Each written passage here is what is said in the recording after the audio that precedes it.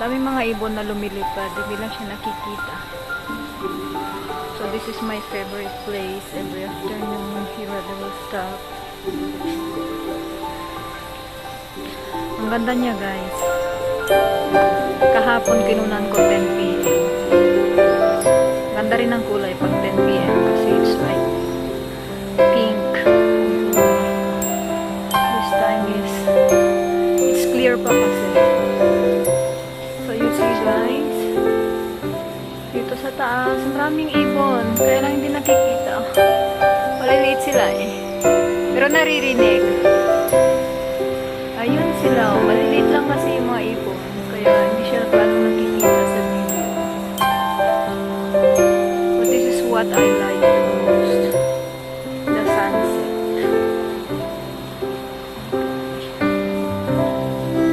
Ito yung favorite place ko.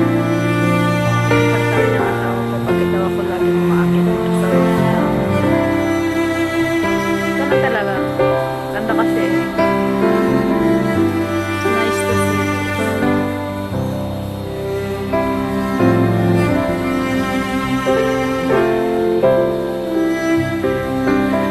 Daming ibon.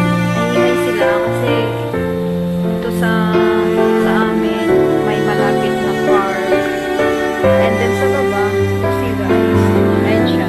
Ganyan siya kaganda. Sa mga other videos ko, kikita rin mo na yan. Ang ganda talaga ng ng trees na yan. Hindi ko lang alam kung ano talaga yung name. My gosh, dapat assignment ko yan. See guys, pagbaba siya, very clear. Pag itaas ko na, yung magiging dark. Ang ganda niya, guys. Ito si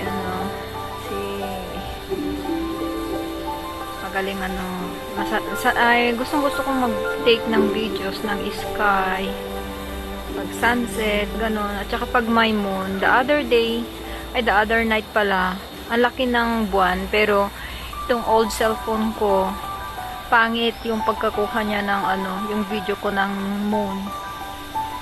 So I need to buy a new one kasi sira na nga yung dati.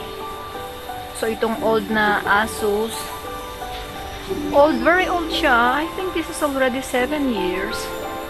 Pero ang pa rin, pag araw, ang ganda ng video and pictures niya, pero pag gabi doon na nagkaka-problem.